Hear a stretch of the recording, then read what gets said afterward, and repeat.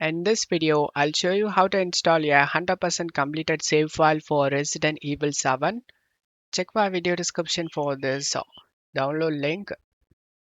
Once download done, right click on the 100% save and select WinRAR and select open with WinRAR.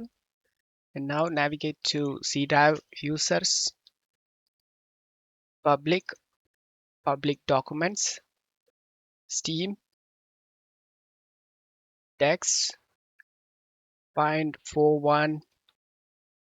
41418370. Open this folder, open remote.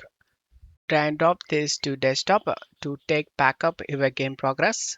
Drag and drop this 100% save inside this location. Now you can launch the game. Once you are in game, go to load game option and you can able to see everything completed over here. I hope this video helped you. If the video helped you, don't forget to leave a like and subscribe. Thank you.